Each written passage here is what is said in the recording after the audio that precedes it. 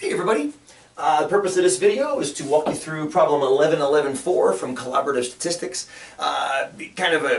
Just a quick way to get the data and then get the test statistic, and you guys can deal with the formal solution of stating hypotheses and things like that once you have it.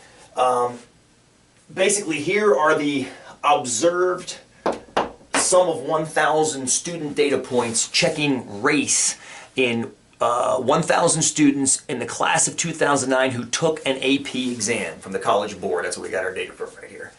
According to the overall student population in America, you've got a certain number of percentages for each of these races. In your text, you can see that there's 5.4% Asian or Pacific Islander, 14.5% African American, 15.9% Hispanic, Latino, and so forth and so on. So this is what we saw in the College Board results in 2009, class of 2009.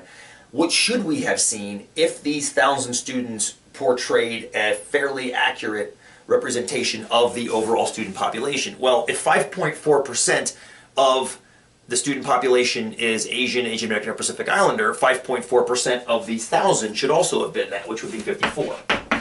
That's about half of what we actually saw. That might be an indicator right there that something's off. 14.5% should have been African American. We saw 145. That's up from 94, but might not be significantly up. We'll find out momentarily. 15.9% should have been Hispanic Latino. That means we have 159. Again, up, but not anywhere near as extreme as this is down.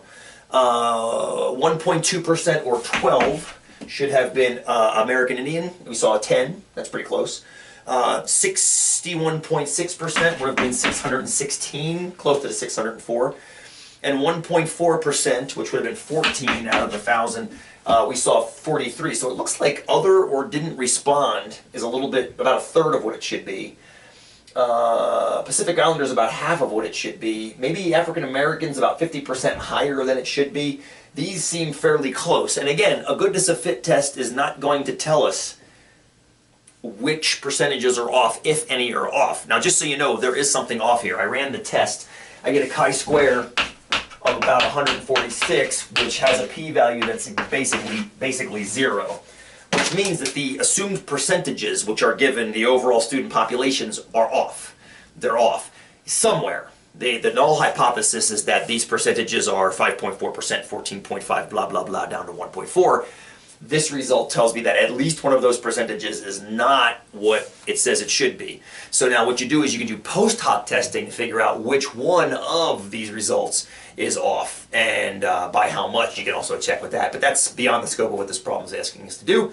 We just wanted to see if the results are consistent, and the answer is nope, not consistent with overall student population. Hope that helped.